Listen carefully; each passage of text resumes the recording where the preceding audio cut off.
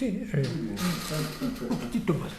Es que me olvidé de subir el punto de la leche. Ponle a un ladito como hablamos así. Ya, yo también me olvidé. A una cierta edad ya. Sí.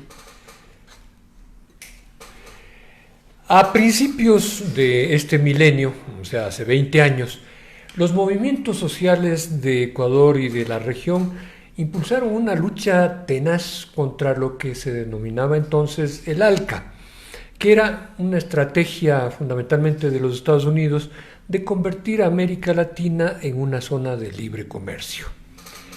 La fuerza de las movilizaciones impidió que se impulsara tal objetivo. La gente común, la gente de la calle, hablaba en contra de los tratados de libre comercio.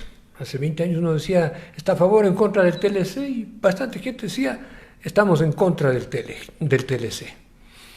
Había una conciencia generalizada de que no se debía dar paso a una firma de tratados de libre comercio. El gobierno de Ecuador se opuso primero a entrar en esas dinámicas comerciales y tras la presión de determinados sectores terminó celebrando con la Unión Europea un tratado comercial que se llamó Multipartes. Esto fue en noviembre de 2016, gobierno de Rafael Correa. Desde entonces revivieron los tratados de libre comercio. Ahora se habla de tratado de libre comercio con China, con Estados Unidos, con el Reino Unido. 2 décadas después de la oposición fuerte, tenaz, como dijimos hace un rato, a los TLC, estos vuelven con fuerza. Cosa extraña. ¿Por qué sucedió esto? ¿Son necesarios los tratados de libre comercio? ¿Quiénes salen ganando? ¿Quiénes salen perdiendo con los TLC? Todas estas preguntas abordaremos hoy en el Quid del Asunto. Saludos cordiales, amigos, amigas. Mi nombre es Luis Dávila Lor. Esto es el Quid del Asunto, que se transmite a través de la plataforma mediática ecuadortoday.media.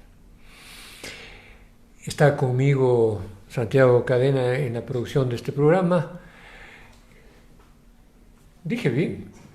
Dije bien, es que a veces me equivoco, pero ahora dije bien. Está conmigo Santiago Cadena en la producción de este programa. Y saludamos a todos ustedes, amigos, amigas, que nos escuchan en La Tacunga, a través de Radio La Tacunga, que llega a las provincias de Cotopaxi, Tungurahua y Los Ríos, a través de Radio Frontera, La Voladora, en la provincia del Carchi, y también a todos ustedes, amigos, amigas, que están en la parte noroccidental de Imbabura, o en la parte occidental de Imbabura, a través de Radio INTAG. Saludos para todos ustedes. Para tratar este asunto hemos invitado a Cecilia Cherres.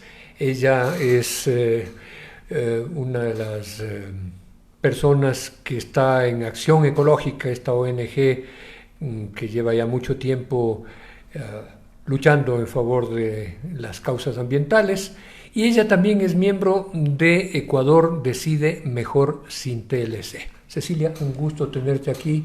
Muchísimas gracias por haber aceptado la invitación. Un gusto también para mí estar aquí para este diálogo. A ver, Cecilia, comencemos con esto. Tú eres miembro de Ecuador Decide Mejor Sin TLC. ¿Por qué es mejor sin TLC que con TLC?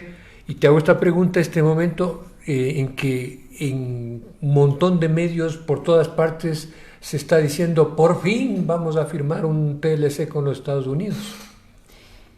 Bueno, esta consigna de Mejor Sin TLC viene de una plataforma continental que se formó hace un tiempo, que acoge a varias organizaciones, activistas, académicas, que analizan los efectos en los respectivos países de lo que significan los tratados de libre comercio y otras herramientas similares, anexas a estos tratados, que se dan en los distintos contextos. Y pues a todos nos atraviesa una conclusión común. Estamos en situaciones muy complicadas porque digamos el modelo de acumulación, el modelo de explotación, la lógica extractivista de vulneración de derechos es muy fuerte en todos los países, pero siempre con los tratados de libre comercio estaremos en peores condiciones. ¿Por qué? Porque estos son herramientas jurídicas, son contratos que firman los estados con normalmente países hegemónicos que tienen entonces unas condiciones de imponer determinadas condicionalidades y someten mucho más a los pueblos, digo yo, porque los gobiernos agachan la cerviz fácilmente, ¿no? Entonces nos toca desde los pueblos analizar, socializar, alertarnos, articularnos y recuperar las fuerzas que muchas veces fueron de alguna manera golpeadas, como lo que acabas de decir al inicio del programa. Hemos vivido 10 años o más de una confusión sistemática por un discurso perverso y por una actuación, yo diría, ideológica de una serie de actores con poder económico y también capacidad de influencia política, y que normalmente tienen que ver con los sectores que se benefician con estos tratados de libre comercio. En este momento estamos en unas condiciones sumamente difíciles en el Ecuador y también en otros países de la región, pero vamos a centrarnos en el Ecuador, porque a diferencia de lo que nos pasaba a inicios de los 2000, cuando tú mencionaste todas estas jornadas de movilización, protesta y pare a lo que se intentó después del ALCA, es decir, imponernos un tratado bilateral con Estados Unidos, ahora hay un nuevo ciclo en donde los poderes económicos, sobre todo, han tenido la capacidad de alguna manera recuperar el tiempo perdido, una capacidad enorme de lobby, usando estas puertas giratorias que se llaman, ¿no? Es decir, entras al Estado, reformas normas, adecuas institucionalidades y vuelves a tu sitio en el sector privado para poder aplicar lo que se cumplió desde los espacios públicos. Cecilia, ahora tenemos varios tratados de libre comercio, ¿no? Antes de continuar, tú hiciste mención a lo siguiente: se firman los tratados de libre comercio, dijiste, son contratos entre países hegemónicos y otros países como nosotros que no tenemos de hegemónicos ni siquiera la H, ¿verdad? Esto, a ver, te pregunto, esto es en los tratados de libre comercio hay entonces una condición intrínseca de desigualdad. Todo está concebido en base a la simetría. A la asimetría. Todo está atravesado por eso, ¿no? En este momento miremos, es decir, cómo se está empezando a dar ciertos pasos de manera acelerada para una negociación firme de un tratado de libre comercio con Estados Unidos. Se están moviendo las fichas rápidamente, ¿no? Es decir, es como que queremos cumplir la tarea rapidito, como alguien decía, como el estudiante que sabe que le van a pedir la lección y hace antes de que le pidan. Entonces, eso es una señal clara de las relaciones tan desiguales con las cuales, entre comillas, se negocian estos tratados. No es una negociación, es una imposición, y los sectores económicos beneficiarios de estos tratados aprovechan ciertas condiciones desde los espacios públicos para iniciar estas rondas en donde se acuerdan aranceles, plazos, sabiendo cuáles son las realidades del Ecuador, por ejemplo. Nosotros desde el Ecuador exportamos. ¿Qué es lo que exportamos? Banano, camarón, flores, brócoli. Petróleo. Pero no entra en los tratados de libre comercio el petróleo, ¿no? La pesca blanca, ¿no? Es decir, los enlatados. Y todos esos sectores económicos están controlados por élites económicas. Inclusive en el caso del banano, que hay productores pequeños y medianos, quienes controlan este escenario son los exportadores bananeros. Que muchas veces ni siquiera tienen grandes plantaciones, sino es el negocio de la exportación. Sí, en algunos casos. En otros sí tienen haciendas bananeras, pero además en la investigación que hizo sobre todo Elizabeth Bravo en Acción Ecológica, pudo identificar que en el grupo de los 10 principales exportadores hay varias empresas europeas. Y están también Chiquita y está Dole, es decir, empresas también de Estados Unidos. Entonces, estamos haciendo todo este recorrido de firmar tratados de libre comercio para beneficiar a transnacionales de esos países con los cuales estamos adquiriendo una serie de compromisos que son tremendamente letales para los pueblos. Tremendamente letales para los pueblos. Vamos a ver, ¿por qué? Quisiera empezar para no aterrizar de golpe en el Ecuador. México, ¿no es cierto? Que nos han dicho, inclusive, creo que Trump lo dijo, ¿no? En la famosa reunión en la Casa Blanca, que el TEMEC, que es el nuevo Telecán, digamos, renegociado después de 25 años, ese va a ser como el principal espejo con el cual vamos a negociar un TLC Ecuador-Estados Unidos. Entonces ese va a ser el referente. Ese va a ser el referente. Y México, acabamos de tener una oportunidad muy interesante de mirar la situación de México, obviamente con un cierto énfasis en lo ambiental, pero se acaba de dar a principios de diciembre del 2019 una caravana para identificar la situación de 5 regiones de México por las operaciones de distintas actividades, sobre todo industriales, que se dieron favorecidas por la imposición del Telecán y de otros tratados de libre comercio, porque México ha firmado una infinidad de tratados de libre comercio, pero que de alguna manera la matriz es bastante similar. Y lo que se veía ahí, estuvo ahí una compañera de Acción Ecológica, participó en este grupo donde estuvo también alguna gente, estuvieron parlamentarios europeos, estuvieron también delegaciones de otros países de América Latina. Fue una experiencia internacional muy interesante de constatación. Entonces, lo que se vio, por ejemplo, es que el territorio mexicano ha sido ha sido utilizado como espacio, digamos, de una gran maquiladora para producir determinados bienes que después son exportados en su gran mayoría. La mayoría del sector empresarial mexicano está controlado por capital internacional. Y eso obviamente ha dejado huellas distintas en los territorios. Por ejemplo, las estadísticas que se nos presentan en relación con este hecho. Del 70 al 90% de los ríos de México están casi totalmente contaminados. Se destaca el caso... Pero esto como influencia directa... Como influencia directa, por ejemplo... Del tratado con los Estados Unidos, No se puede separar una vez que tienes 20 y tantos tratados de libre comercio con... Bueno, de los tratados de libre comercio. Pero el Telecán fue el primero.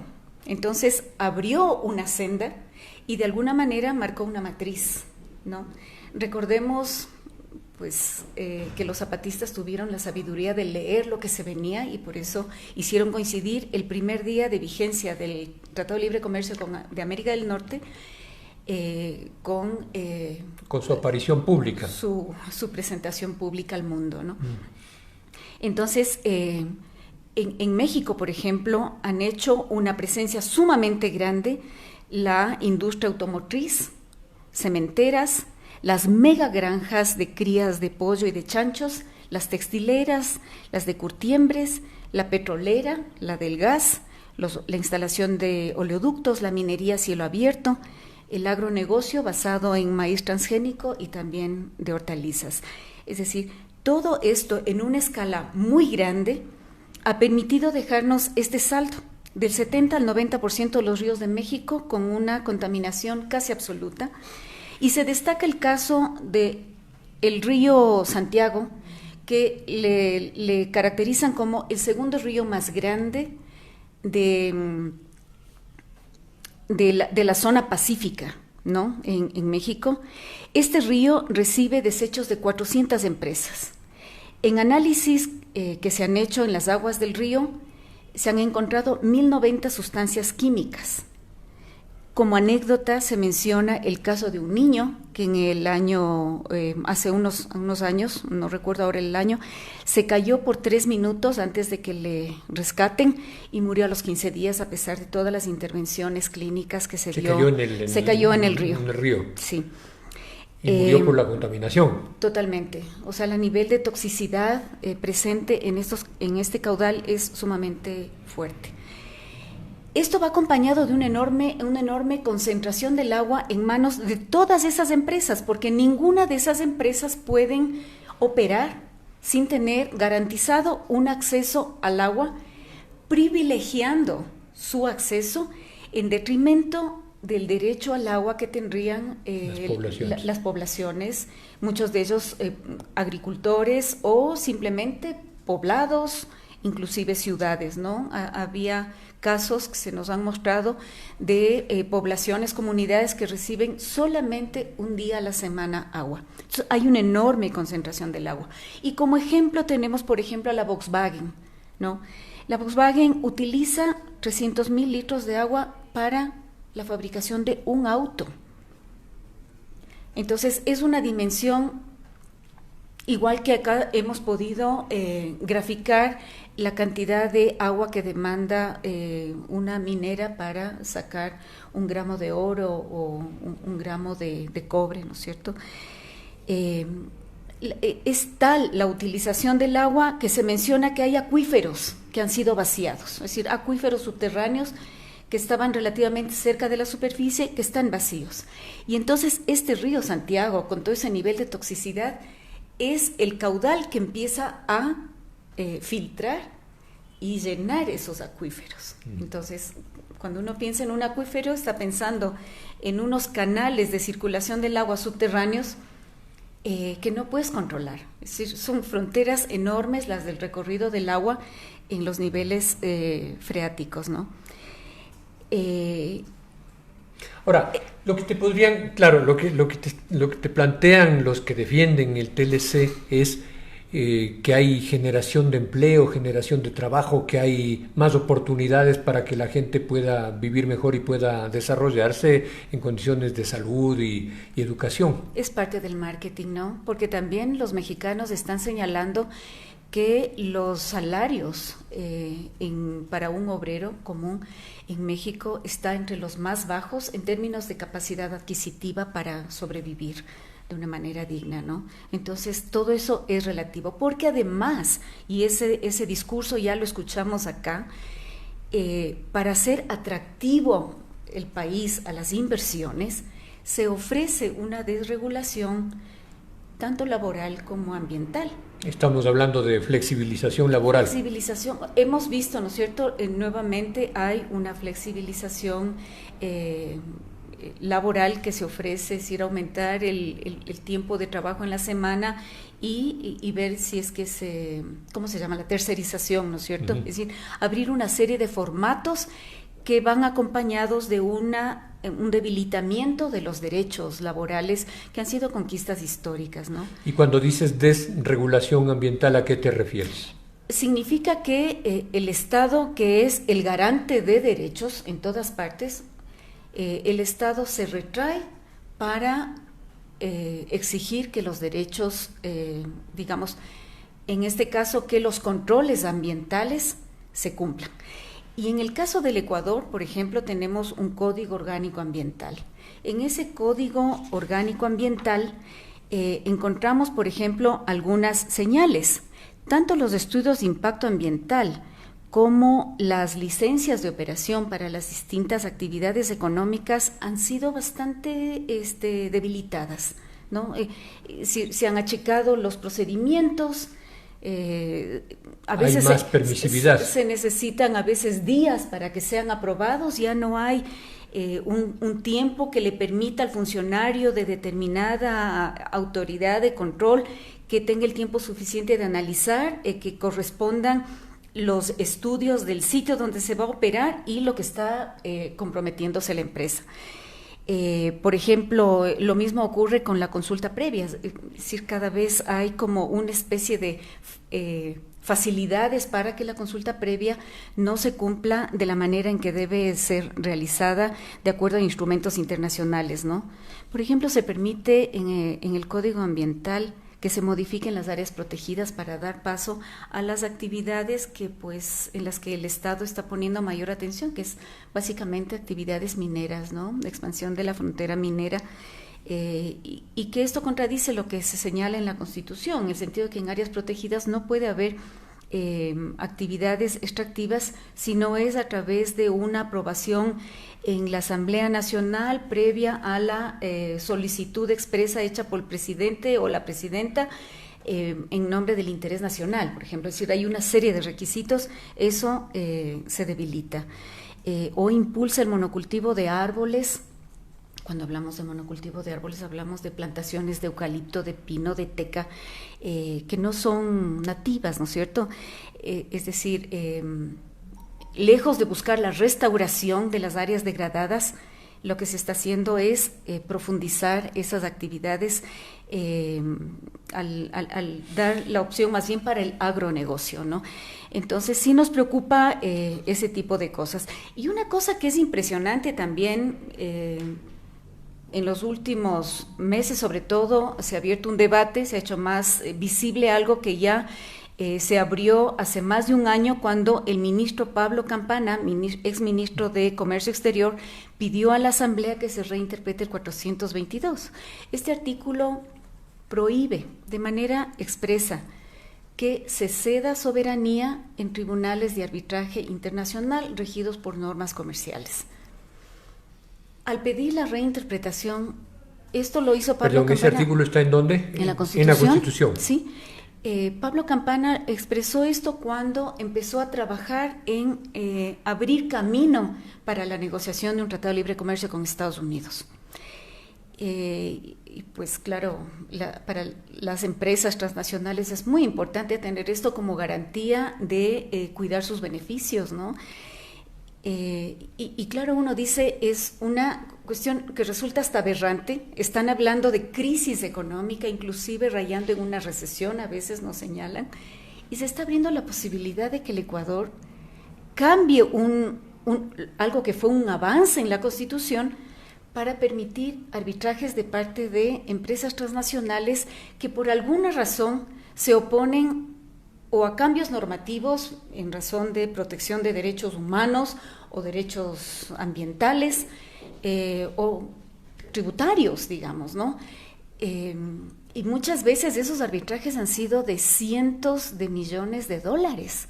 Es una cuestión sin sentido que, sin embargo, está puesto ahí en el tapete y está en la Corte Constitucional este momento, casi a las puertas de tener una resolución que esperamos que la Corte Constitucional resuelva de una manera... Bueno, la Corte debería de acuerdo a la ceñirse a la Constitución, ¿no? Ceñirse a la Constitución, así es que el veredicto de la Corte debería ir por ahí. Cecilia, una cosa que no, por lo menos a mí no me cuadra en la cabeza de a ver cómo explicar esto. ¿Cómo es posible que justamente en este momento en que se habla que en 3 décadas Estados Unidos tiene el gobierno más proteccionista en estos 30 años, justamente en este momento se esté abogando por firmar un TLC? Es decir, estamos queriendo firmar un TLC con un gobierno que nos va a poner un montón de barreras. Tiene una serie de sinsentidos todo esto, ¿no? Pero claro, bueno... es difícil tratar de entenderle a Trump. Pero más difícil es entenderles a los que están hablando del TLC, pues porque basta con comprender que, a ver, Estados Unidos está cerrando su economía, está protegiendo su economía, está subiendo aranceles, todo eso, ¿no es cierto? Y nosotros vamos felices a firmar un TLC. ¿Cómo es la cosa? Bueno, no sé cuánto pueda cerrarse la economía de Estados Unidos. Porque es una economía tremendamente globalizada, es decir, los capitales de Estados Unidos están operando en China muchísimos porque ahí los salarios les resultan sumamente bajos, ¿no? Entonces, yo creo que es un poco más complejo y sería muy interesante revisar todos los ingredientes que están en este escenario Pero yo creo que lo que ha hecho Trump es en función de lo electoral también, ¿no? Que es lo que le dio muchísimos votos, era cuidar más la posibilidad de que retornen capitales y negoció con algunas empresas grandes, ¿no? De Estados Unidos, que regresen, que se instalen, por lo menos parte de sus inversiones las pongan en Estados Unidos, no salgan totalmente, para poder abrir espacios de oferta de empleo. Es decir, eso hay que preguntarles a los economistas, ¿no es cierto? ¿Qué pasa? Pero yo lo que he podido ver, por ejemplo, es en que los derechos de los inversionistas, como está en el TEMEC, que es el Telecán recargado, el nuevo, los derechos de los inversionistas han cambiado un poco. Porque en ese contexto, Estados Unidos pareciera que, y esto lo dicen personas que están viendo desde el punto de vista de los inversionistas, y analizan este nuevo escenario, porque mencionan que Estados Unidos ahora ya no solamente es el que lleva sus capitales a operar en otros países y por lo tanto les interesa tener la posibilidad del arbitraje, sino que también ellos son receptores de capitales chinos, por ejemplo, ¿no? Y tienen que tener como jugar a dos bandas, no sé, habría que analizar. Yo creo que hay también hay algunos cambios que hay que analizar. Hay algunas cosas agravadas en cuanto a propiedad intelectual. Trump, por ejemplo, puso muchísimo empeño en el tema de la biotecnología. Ahora hablan de, es complicadísimo, son como genes editados, es decir, son escenarios nuevos que nos toca analizar, lo que significa que son como pasos adelante, más allá de los transgénicos, digamos, son nuevas generaciones de esta tecnología, ¿no? Pero siempre eso va acompañado de leyes de propiedad intelectual mucho más agresivas, y eso trasladado a nuestras realidades tenemos que analizarlo. Las personas que están defendiendo la necesidad de firmar un tratado de libre comercio con los Estados Unidos plantean, entre otras cosas, o ponen como ejemplo a Perú y a Colombia, nuestros vecinos. Entonces dicen, nosotros de Ecuador nos hemos atrasado, ellos se adelantaron bastantes años y ahí está, Perú y Colombia tienen crecimiento económico mientras nosotros estamos estancados. ¿Qué dices tú al respecto? Bueno, siempre las macro cifras ocultan algunas cosas, ¿no? De Colombia nosotros podemos registrar lo que ha sucedido ahí en términos de la imposición precisamente por el TLC con Estados Unidos que tiene Colombia, la imposición de ciertas medidas, por ejemplo, las vinculadas a los controles sanitarios y fitosanitarios sobre semillas. En el año 2013 provocó que haya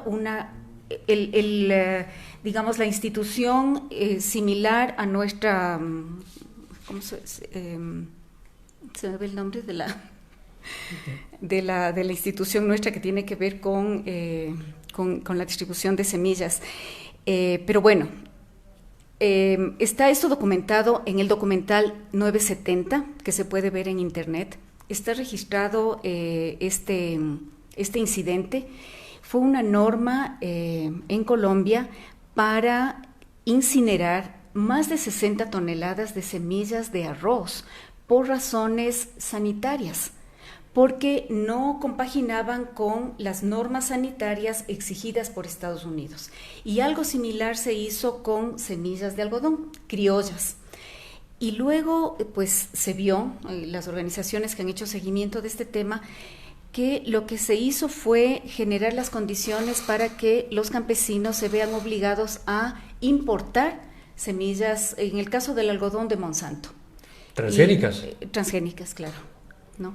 Y igual semillas de arroz, digamos, industriales, ¿no? Entonces, depende desde qué ángulo miras, ¿no? Es decir, seguramente algunos empresarios grandes de Colombia pueden sentirse beneficiados por el TLC Estados Unidos-Colombia, lo mismo en Perú, pero igual que acá, no todos están pensando lo mismo.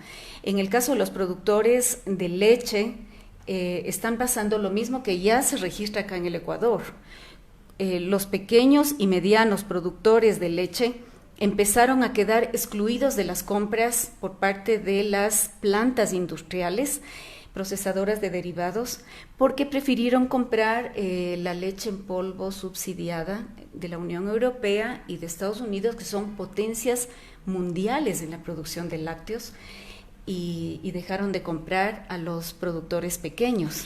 Pero a ver, este ejemplo sirve para aclararnos un poco. Entonces, en un TLC lo que sucede es que, por ejemplo, les bajan las barreras a este tipo de productos como la importación de leche en polvo, y eso hace que esa materia prima, la leche, sea más barata utilizar la marca extranjera que comprarles a los campesinos.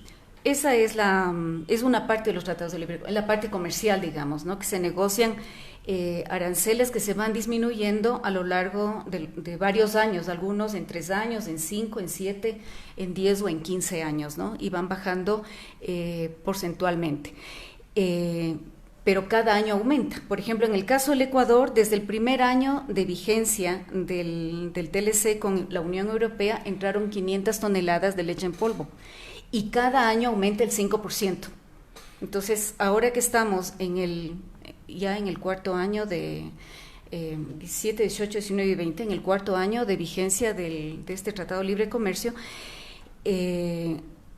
ha tenido varios incrementos, ¿no es cierto? Entonces, esa leche en polvo ocupa un lugar en el mercado nacional y va generando el desplazamiento de el aporte que se hacía a las plantas industriales de leche por parte de pequeños y medianos productores.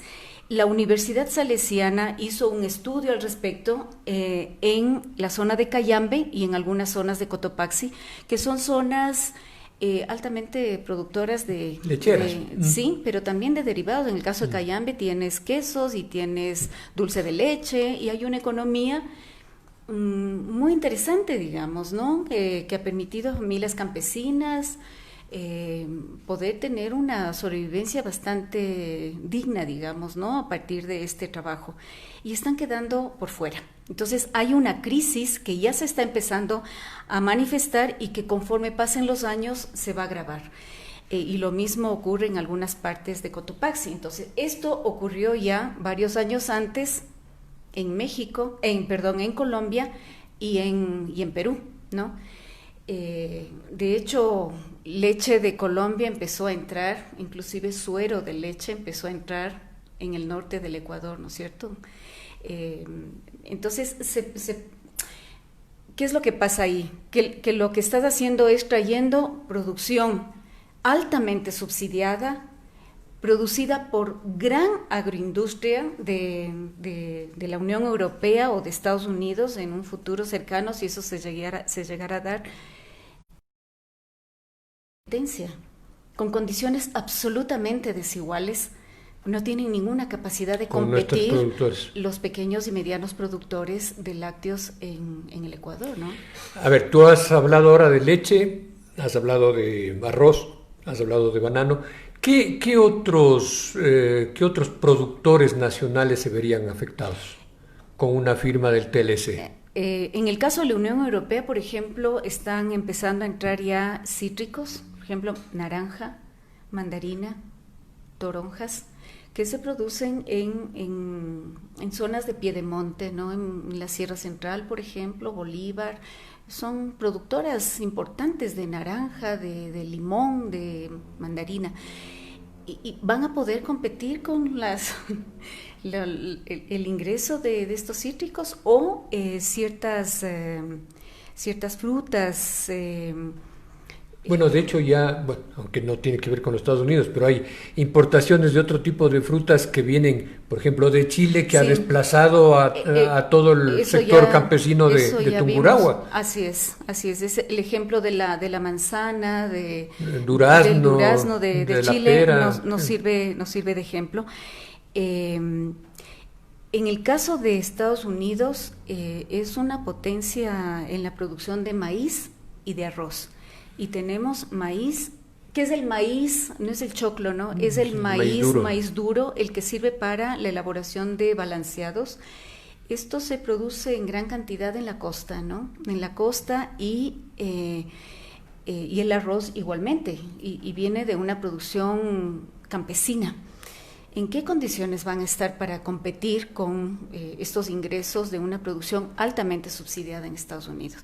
Es decir, se va a generar una serie de impactos, yo diría de quiebras, quizá muy importantes numéricamente hablando, de familias campesinas en el país, ¿no?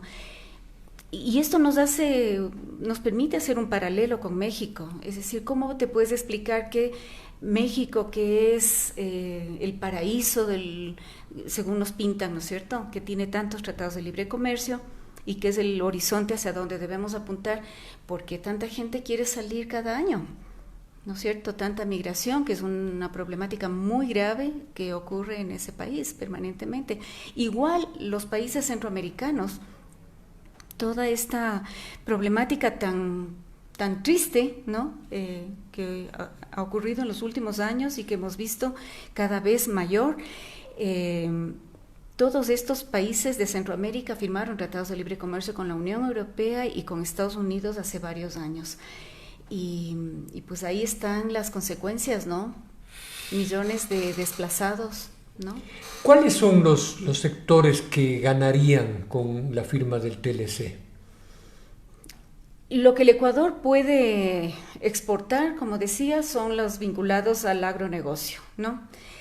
Pero también están, según el estudio de John Cajas Guijarro, ¿no?, en su estudio, que es excelente, Los capos del comercio, él señala también a los importadores, porque se benefician del ingreso de bienes también con una disminución de aranceles y que les permite una mayor margen de ganancia, ¿no? Entonces ahí tenemos los grandes grupos comerciales, tipo el grupo El Juri o los supermercados, ¿no?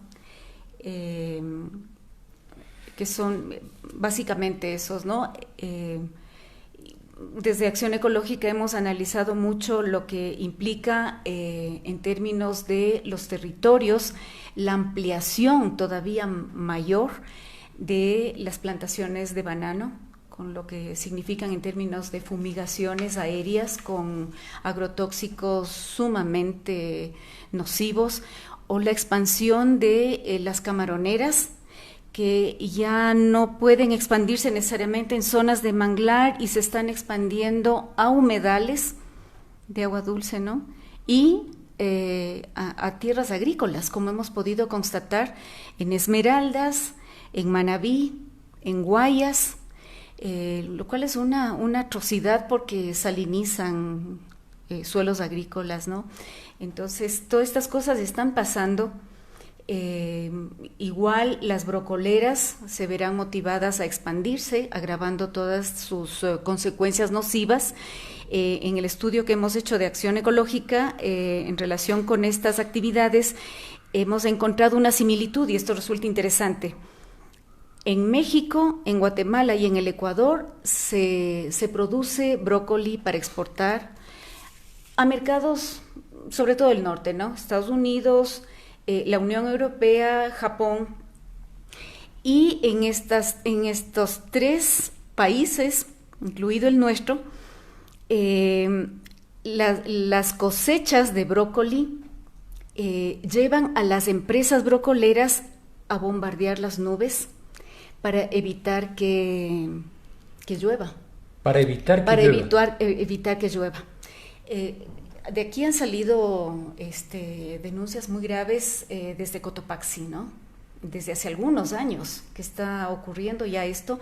Esto significa que en épocas en que se acercan las lluvias y los campesinos están esperando para sus cultivos, no tienen agua de lluvia. Pero ¿por qué? ¿En qué beneficia eso al brócoli? Si es que lloviera, el brócoli es proclive a podrirse si es que en ese momento llueve o si les cae un poco de granizo, por ejemplo, ¿no? Entonces lo que hacen es manipular el clima a través de estos bombardeos e impedir que llueva. Y se provoca también condiciones como de sequía en las zonas aledañas, ¿no? Entonces tienen un marco de efecto sumamente grave, digamos un efecto tremendo y perverso, ¿no? En las zonas campesinas que están en zonas cercanas a las brocoleras. Ahora, Cecilia, hace 20 años había, como dijimos al inicio, una gran lucha, una fuerte oposición a los tratados de libre comercio. Hoy, ¿cómo está el sector social para enfrentar una situación como esta? Yo creo que hay señales bien interesantes. Creo que estamos en un resurgimiento. Hay mucho interés de organizaciones que están articulándose en la red Ecuador Decide Mejor sin TLC, que quieren recibir información, que se interesan, que nos han permitido hacer foros, conversatorios, talleres en Manabí, en Imbabura, en Azuay, en Loja, y es como empezar a salir de una especie de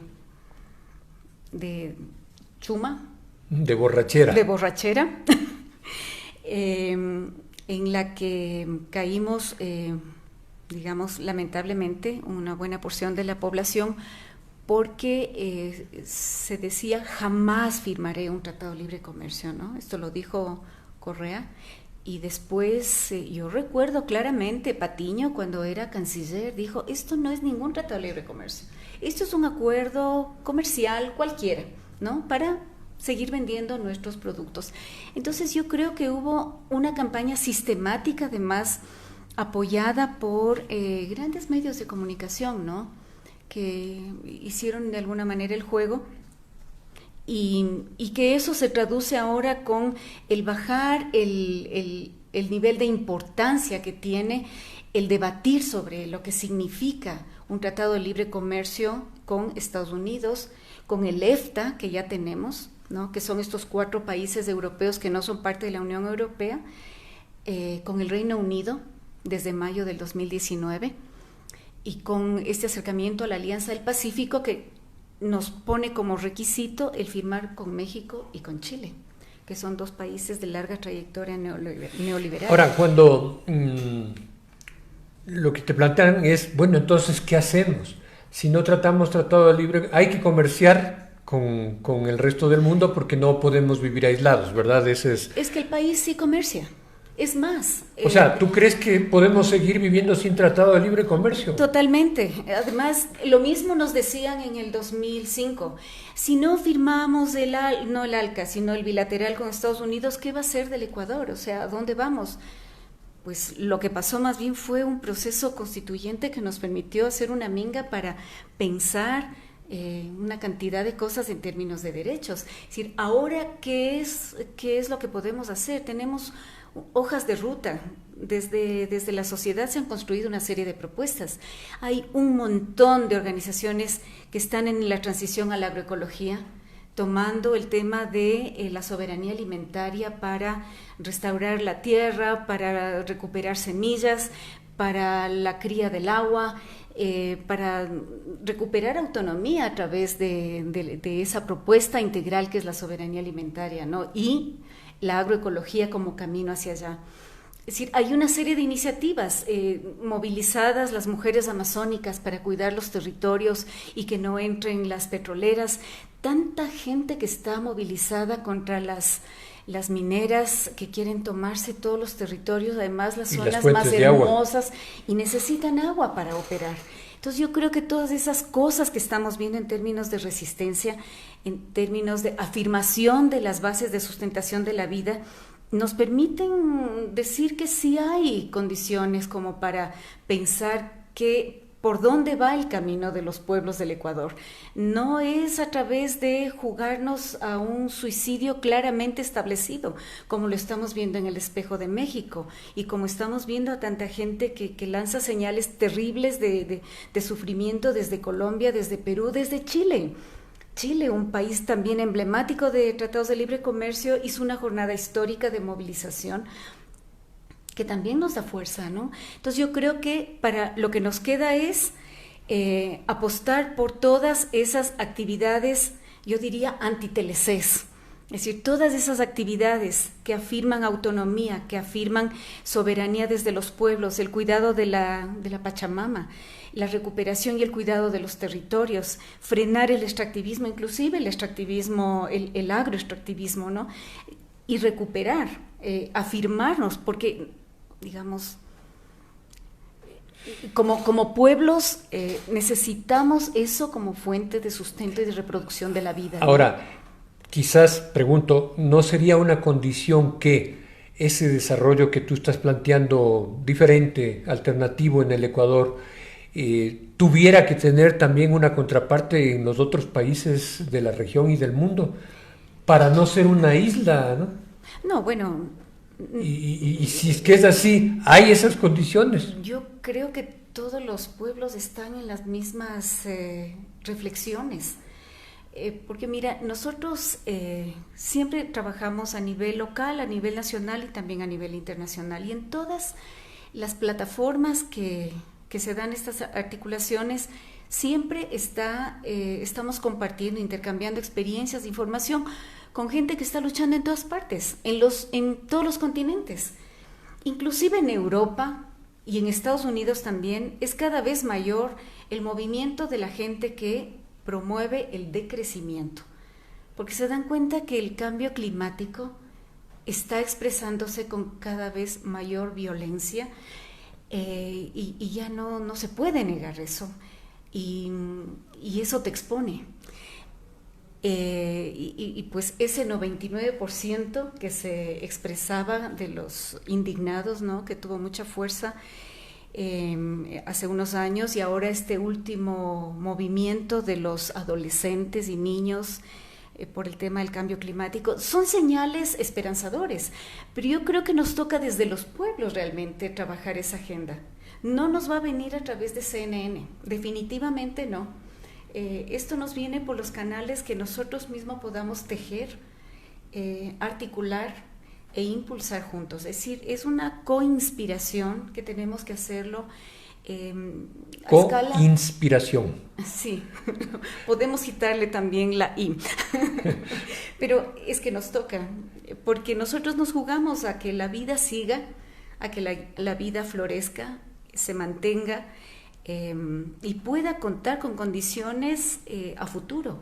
Son las corporaciones y son estas lógicas de las bolsas de valores, las inversiones, la acumulación, las que están, digamos, trabajando para, inclusive ayer creo que veía en un noticiero las posibilidades de irse a otro planeta. Es decir, ellos están en unas agendas que no tienen nada que ver con la apuesta de vida que se hace desde los pueblos, ¿no? Cecilia Cherres, finalmente ustedes están empezando una campaña que con las mismas siglas del TLC dice no te lo creas. Así es. Un mensaje final para la gente que está oyendo todos los días que sí, que el TLC es la salvación. Un mensaje final para esa gente que está oyendo ese mensaje. Es fundamental que nos informemos, es fundamental que nos encontremos, que recreemos nuestra propia agenda, que volvamos a creer en lo que podemos hacer como pueblos, como comunidades, que volvamos a retejer, reinspirarnos, y que pues Ecuador Decide es una plataforma abierta, que estamos volviendo a conectarnos con las organizaciones sociales. Acabamos de hacer un evento con la CONAIE hace unos días, justamente para discutir sobre el tema de México y lo que significa eso para el Ecuador. Es recuperar la esperanza, es recuperar la posibilidad de futuro y plantarnos fuerte en el presente, es decir, por los territorios, por nuestros hijos, por nuestros nietos, los que somos mayorcitos, y porque este es el único planeta que tenemos, y porque es una élite la que está llevando todo esto al descalabro, que las señales son suficientes. Lo que necesitamos es tal vez prender otros canales de información, como es el de ustedes, de Ecuador Today. Hay otros esfuerzos de información independiente, a esos le tenemos que apostar, creer, recurrir, para generar nuestras propias historias. Muy bien, muchísimas gracias, A ti, Cecilia, Luis, por haber estado aquí en el quid del asunto. Amigos, amigas, ha sido Cecilia Cherres, ella es de Acción Ecológica, miembro de Ecuador Decide Mejor Sin TLC. El tema que hemos tratado es precisamente esto, el Tratado de Libre Comercio. ¿Hay que firmarlo o no hay que firmarlo? Según nos ha dicho Cecilia, no hay que firmarlo y hay que construir un mundo desde una perspectiva distinta a la que está terminando con los recursos naturales y humanos de este mundo. En nombre de todo el equipo, hoy no estuvo con nosotros nuestro querido compañero Carlos Flores, está en Argentina. En nombre de él, en nombre de Santiago Cadena, que está aquí con nosotros, y del mío propio Luis Dávila Lor, les agradecemos por su sintonía y les esperamos el próximo día martes. Hasta entonces.